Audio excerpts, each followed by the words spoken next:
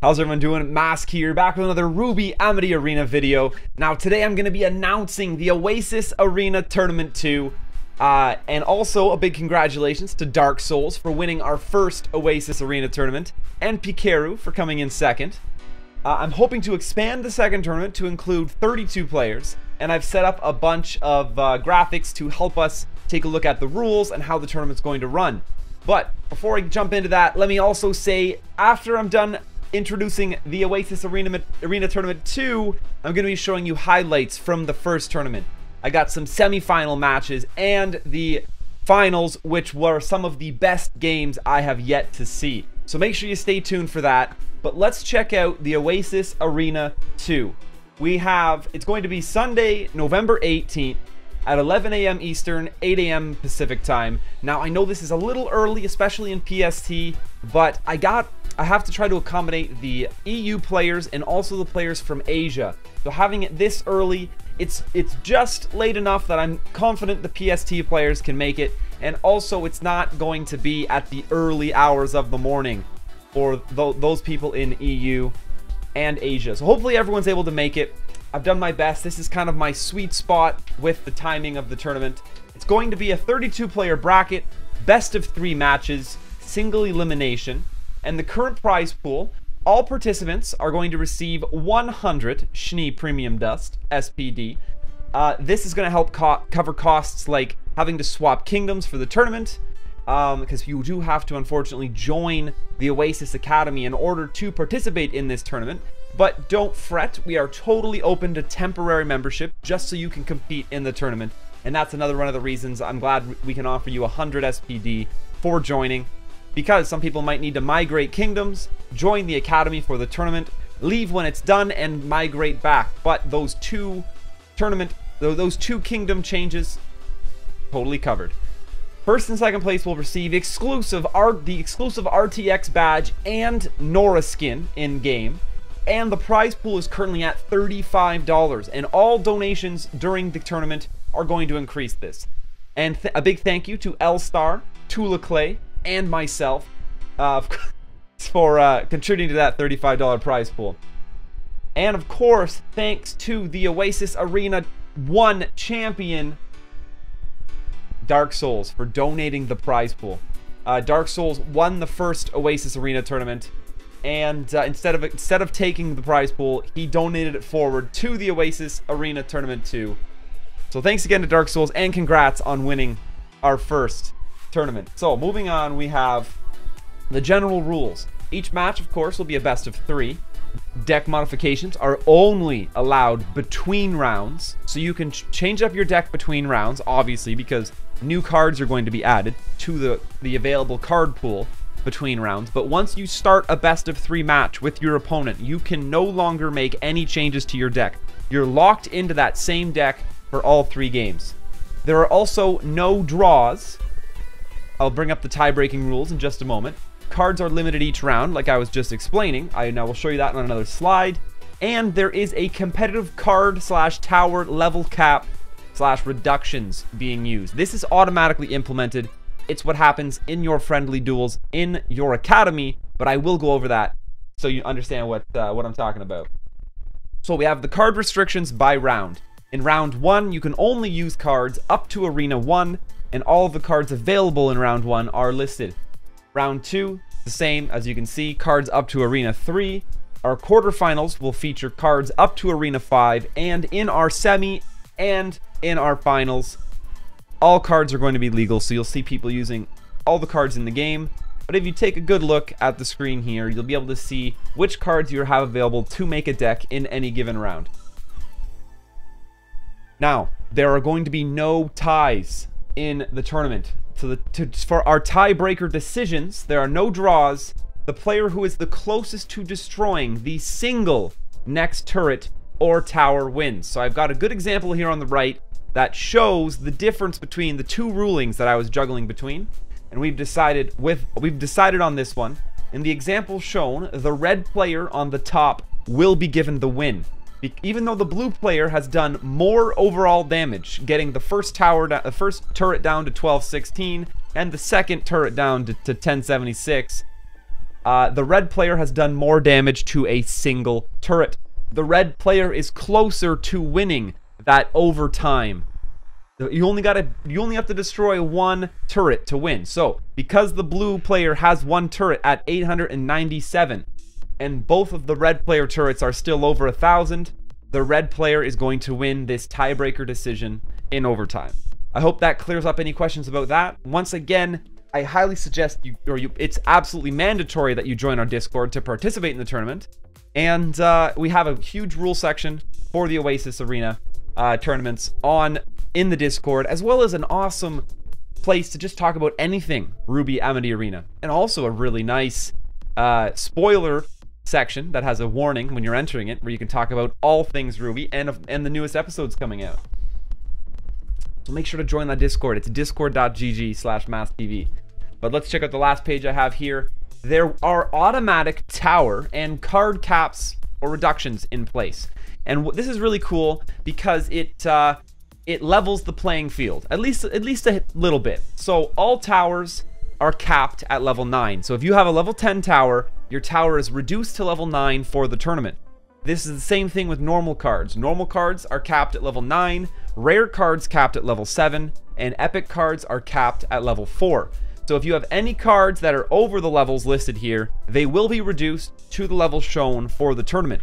Now, what's really cool about this is it really opens the tournament up to people who are tower level 8 and even tower level 7, because you know you're at least not going to be facing people at tower level 10. It kind of just evens the playing field.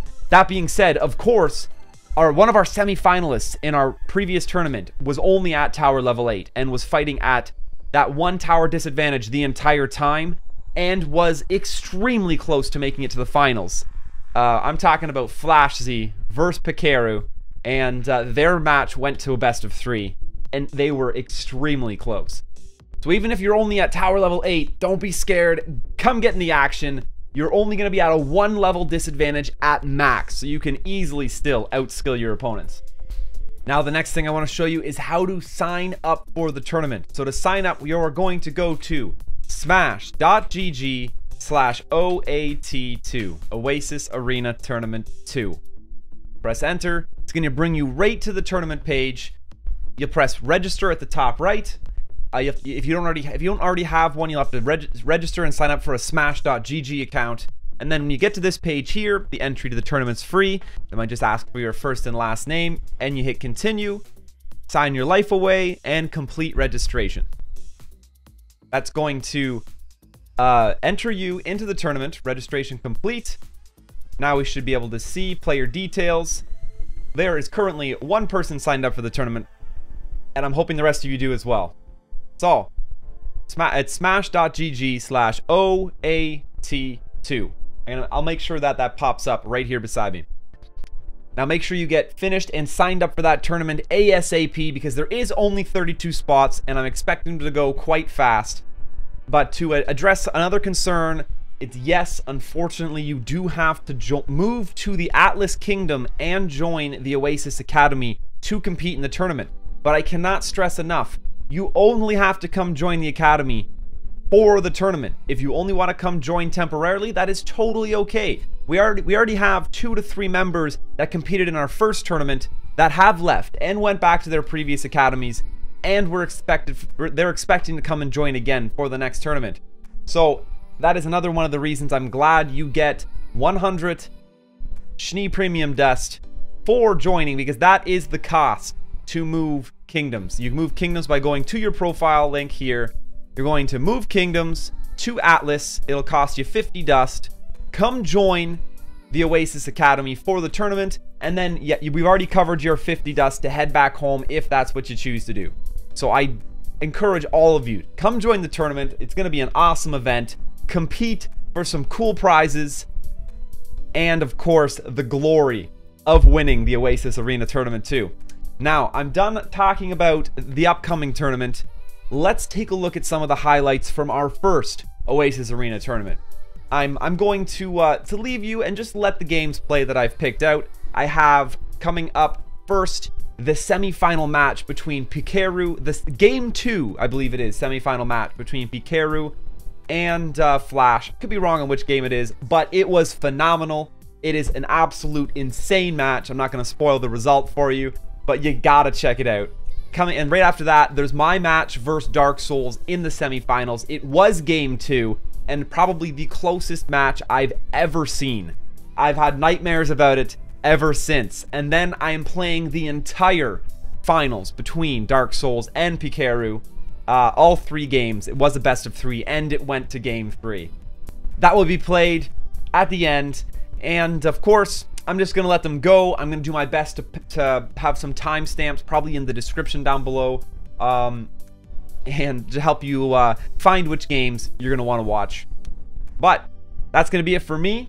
I'm going to let the games play. I hope to see you all on Sunday. Whether you're watching the tournament or competing in it, come check out the event. It's going to be phenomenal. We've had so much more interest since the first tournament.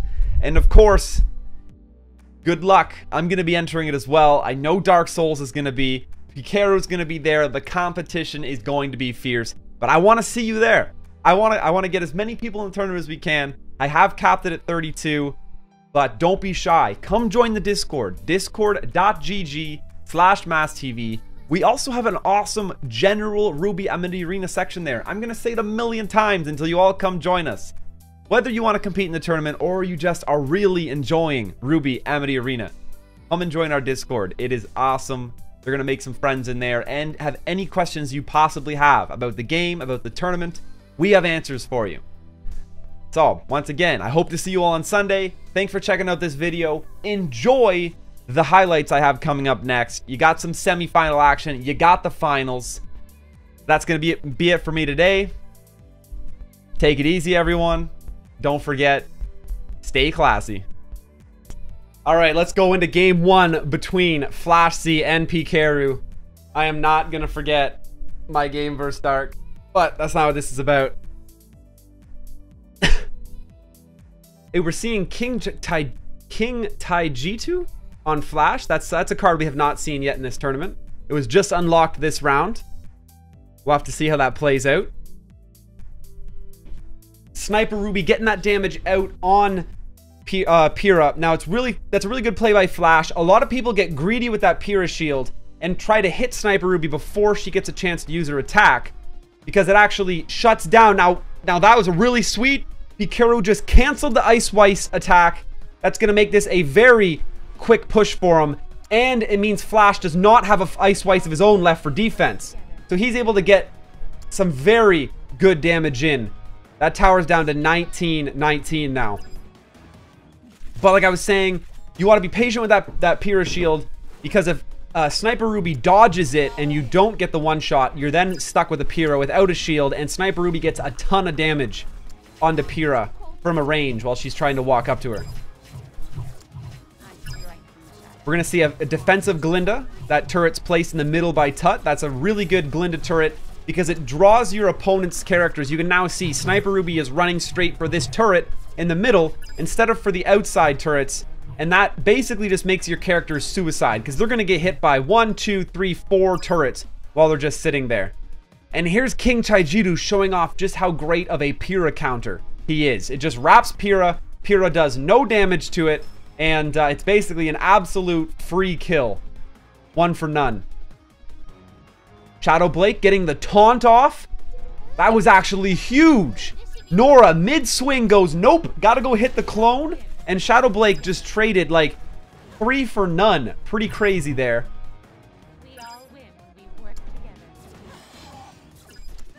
Here comes Glinda. The offensive turret got shredded really fast, but Flash was able to get some damage in on Pikaru's tower there. We're going to see Nora's trade, or Pyrrha's trade shields here. And a King Taijitu gets smacked away by Nora. Here comes the MVP of this tournament, I swear. Nora comes in. That Ice Weiss from Pikaru was a little short. He missed about 2 to 3 other units by the tower. Otherwise, that could have been a little better. Some of his guys would have survived and gotten out of it. Here come the Scorps to clean up that King Taijitu, but Pyrrha will clean up those Scorpions without even having to try.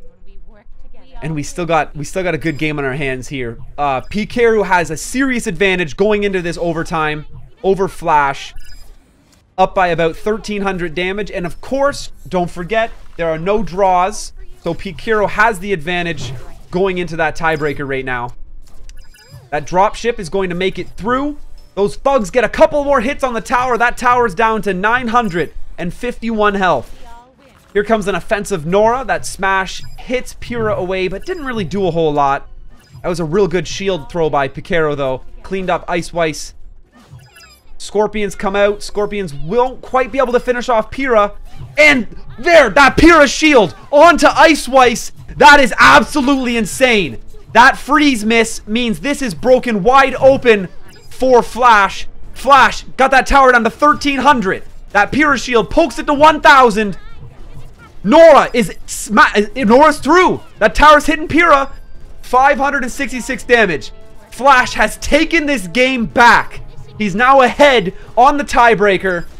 Ice Weiss, where comes the freeze is out. And that's it. In the last 10 seconds, Flash takes that game out from underneath Pikero, who honestly looked like he was just going to systematically keep poking away at that tower with Nora, with Pyrrha, with Sniper Rwby.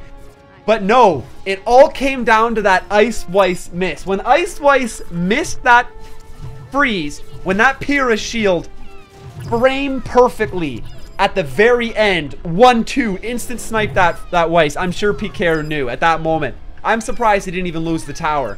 But that was a phenomenal game, and Flash is going to go up 1-0 in this second match of the semifinals. We're going to game 2. And we're going. Psst. NHN. Thank you. That's nuts, actually. Alright, here we go. Game 2. I don't have a Glinda start, which I really like. But I am ready to be super aggressive defense with this Shadow Blake. But no! Dark's signature move is not making an appearance.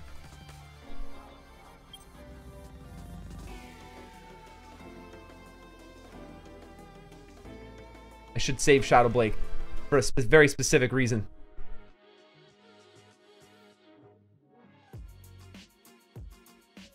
And Pyrrha was able to trade with that Ice Weiss before Ice Weiss could get any damage off.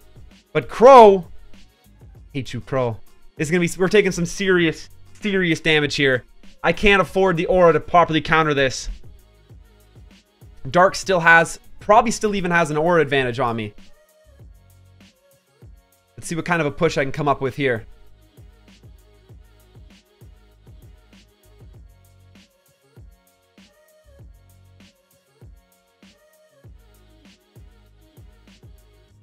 Alright, we sneak a little bit of return damage in, but that wasn't a whole lot.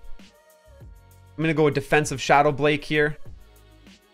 Get the taunt off. Sniper Rwby's going to get that poke damage in, though.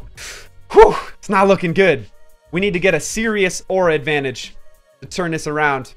Tower, please. Alright, we got it. We got it. 7, 8.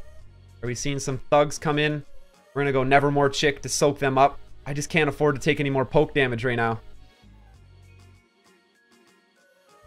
Perfect! Perfect Pyrrha shield there.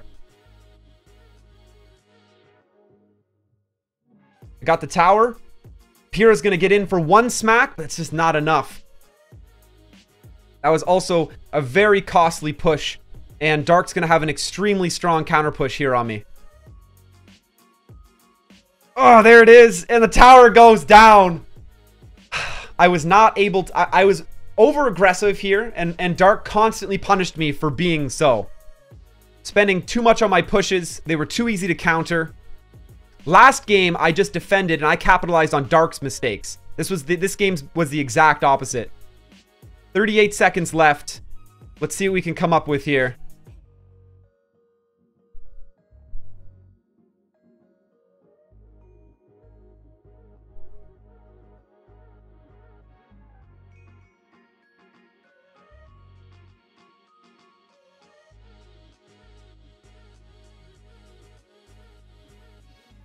Could Ice Weiss come in clutch here? And oh my gosh, we got it! We got the tower! The game's not over!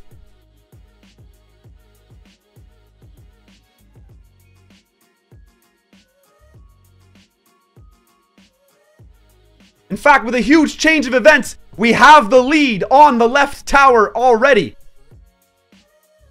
I can let these units sunk into that right. That main tower is going to be way strong enough.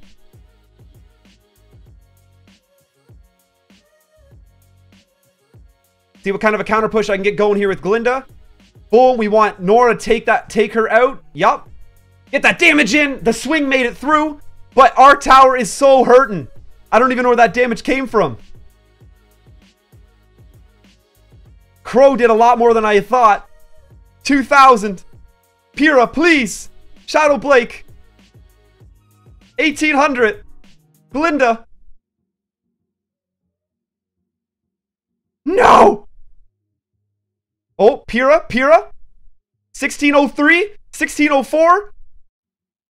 3, 2. No, Nora's AoE did it! The one swing from Nora with 1 second left in the game. 1 second left and Dark took it. The AoE from Nora's hit, or I had him. Pyrrha's shield brought him down to 1603. I was at 1643 and had the game. 1 second left and Nora's swing was just enough to get the damage in. If I dropped any other unit. Game 1 of the grand finals between Pikaru and Dark Souls. Woo! Let's go! I can already feel that this is going to be legendary. We're seeing Neptune show up. Neptune has not made an appearance yet because this is the grand finals. All cards are legal. We're seeing Dark Souls with his classic White Fang Thug rush push to try to catch his opponent off guard, and he takes first tower blood with a Sniper Rwby poke. We're gonna see Tut's defensive tower from Glinda once again, really questionably close to his own towers, but it looks like it's working on Pyrrha, so that's okay. Pikaru comes through with a smash onto Pyrrha. Now, one thing he really has to do now is keep track. That Pyrrha did not take much damage. It got reset. It's looking really good. We actually just watched Pikaru burn about 1 aura, which is unfortunate. And Dark Souls Pyrrha was able to get its shield toss back. Very unfortunate for Pikaru. That completely destroyed his scorpions. All right, we're looking at a 2 aura advantage for Dark Souls right now, and he has a fresh dropship on the field. So Dark can set up for a very strong push. Tut's gonna have to make a really good defense here, but he has Neptune available on deck. And there's the Neptune, right as I said it. Neptune is phenomenal. When you get this far, you get Neptune at Arena 7, and he starts setting you up for the craziest defenses. But Dark is going to be able to get Pyrrha in here. Pyrrha gets the chip damage on the tower, and Dark had to make a choice. And Pikaru made a very good play there with the Scorpions. You put the Scorpions down on the far side of Pyrrha, making your opponent choose between doing chip damage to the tower or damaging all of your Scorpions. And Dark chose to hit the tower. A smart choice in this grand final, I'm sure. These games are going to be down to the wire. It's 60 seconds left, and there's been a mere, like, 600 damage done to one of Pikaru's tower. That's it. But let's not forget, Dark is currently in the lead. That is a very important thing. Pikaru is very patient there and waited for Dark to use the Pyrrha shield before summoning Sniper Rwby, because otherwise it would have been instant waste. Sniper Rwby would have got one shot by the shield, but that was really good play by Pikaru there, getting a freeze off on Sniper Rwby. And Nora with 3, with 4, almost 5 swings. Pikaru cracks this game wide open and takes the damage lead. That tower's at 2,100. Sniper Rwby is going to clean this mess up, no problem. We're going to see a very defensive tower from Glinda. That is favoring the left side. Usually you try to put it in the middle because you don't know when your opponent's going to push. Tut has a very sneaky fast push up that right side available. Sometimes I like to take those. You'd be surprised what they can do. And this was a perfect Nora smash. That Pyrrha is on the left side. That Glinda is on the left side now, which really opens up this, right side, which opens up this left side for Pikaru to sneak some more damage in. He just has to respect those units. You cannot forget about them. The Glinda tower gets the taunt on Pyrrha, which is fantastic. We're going to see a good Neptune stun there to help clear this defense up. 2100, 1921. Dark almost ties this game up, though, with that. Both players, and Pikeru gets a absolutely game-saving chip off from Sniper Rwby there. That's going to give him a little bit, and that Dark Souls shield. You guys just saw that shield from Pyrrha. Remember that shield. That could just be the difference between this game being in his favor or not. But does this shield make it? And it does. 4, 3, 2, 1. And Nora did not make it to the tower. With 2 seconds left, Dark Soul did it again. Dark Soul did it again. Taking that game in the last 2 seconds. Whew. I can't. These games, how are these? They're coming down to the last 2 seconds of play every single time. And Dark steals game 1 out from underneath Pikeru. Mind you, that was back and forth. Back and forth. Back and forth non-stop. We have game 2. Dark Souls versus Pikeru. Now, keep in mind that although that Pyrrha shield at the very end by Dark was able to take the lead, he missed a Pyrrha shield from getting chip damage about 15 seconds earlier. And that shield would have also won him the game. So although Dark did take that game in the last 2 seconds, it was a slight miss from his Pyrrha shield that put him in that tight finish at the very end as well. Oh, we're seeing these teams very similar. Dark is running Dropship, and Tut's running Nora. Dark is not running Nora. That's something to keep in mind. That's one of the big differences. We see these aggressive Nora pushes from Pikeru that are almost Hail Marys in a lot of situations. Serious leaps of faith. Like, sometimes they go great. Sometimes Nora falls flat, gets aggro just off the tower. You end up feeling like you really just threw 4 aura in the, like, completely threw it away.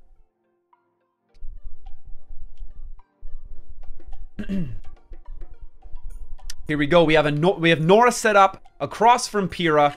Both players having very similar aura for this push.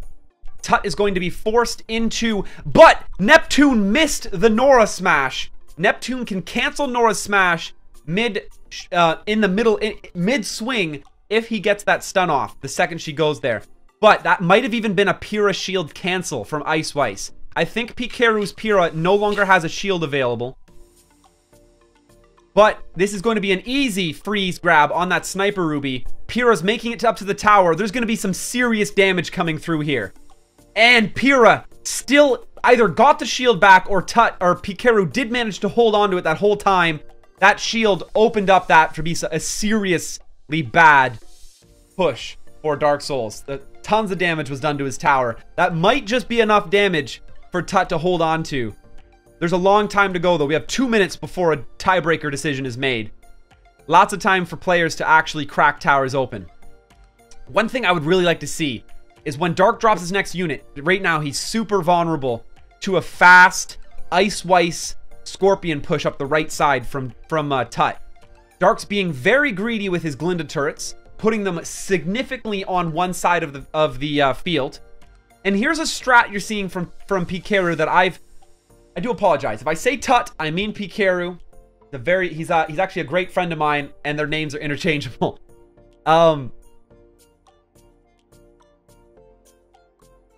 Let's see if we get any chip damage here from Dark. We are not. There's 15 seconds left. That Glinda turret finally goes down. What I was saying about Dark's turrets, he was being very defensive with them, putting them closer to his one tower than the other. That leaves you wide open. But here's a strat that I've talked to Pikeru about multiple times. He's running Flint. And Flint is really nice because you can use Flint to counter your opponent's defensive plays underneath their own turret. And at the same time, Flint does get some chip damage in on your opponent's turret, getting you closer and closer to actually breaking it every time you do it. So keep in mind, Pikeru has that Flint in his hand right now. Not actually going to use it. We're going to see that Neptune come out. It was a little close to Pyrrha. Pyrrha got a lot of damage off and pretty much immediately killed the Neptune. There it is, though. Flint coming out is able to clean up those frozen units and once again get a little bit more chip damage onto Dark's tower there.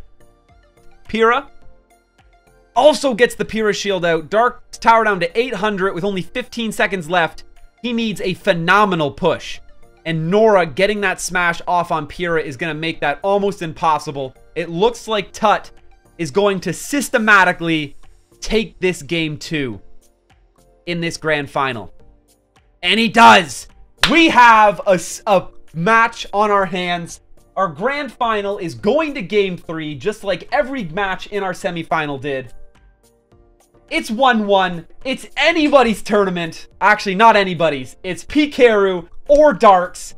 Let's do it. Both players must be shaking. Who can perform under pressure? How's it gonna be?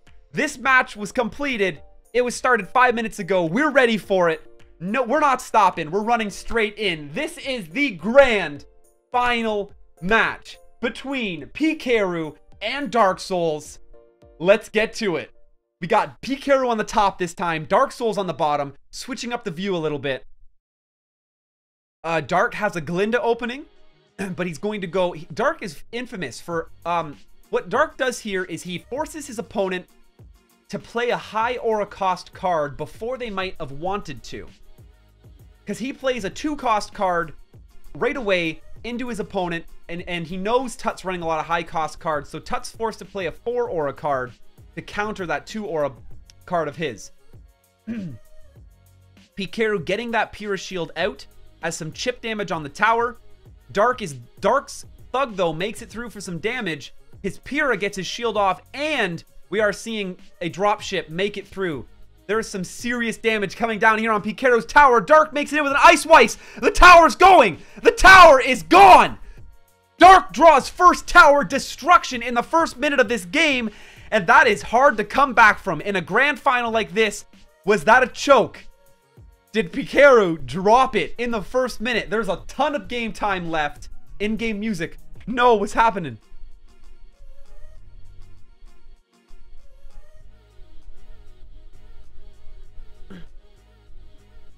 Whew!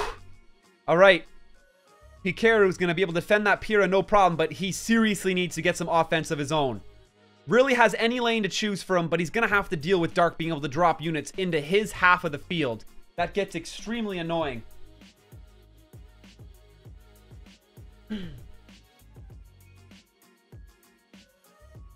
Alright. Here comes Glinda and Sniper Rwby coming through. We're going to see an offensive Glinda tower here from Pikaru. A very strong play. Glinda's tower doesn't... Oh, and Nora comes through and hits! Nora gets Pyrrha! Ice Weiss, though. Ice Weiss gets the freeze. Sniper Rwby dodges it. Sniper Rwby can clean that up. Here comes that offensive flint we talked about. Pikaru making tons of progress on that tower. But there is no sudden death. This game is decided in regular time if Pikaru does not get that tower. And Dark Souls showing off his ability to drop those Neptunes right onto Pikaru's side of the field, putting him at a serious disadvantage. Sniper Rwby is going to pick up that damage onto Pyrrha. Nora coming to her to smash again, but it's too little, too late. Dark, though, just missed an Ice Weiss. That might open Tut up for a good push here. With Neptune down, Ice Weiss gone, there is not a lot of answers to this push. Ice Weiss gets the freeze on everybody. What does Pikaru have here to come in for some damage? 10 seconds left in this grand final. Pikaru gets the chip damage through from Pyrrha. Sniper Rwby's going to come up, but the freeze from Dark Souls is going to close this off. Dark Souls is the champion of our first Oasis Arena tournament. The OAT, Dark Souls, congratulations. If anyone ever doubted you were the best player, I mean, now you can tell them you're the champion of the first Oasis Arena tournament, my man. Oh my gosh.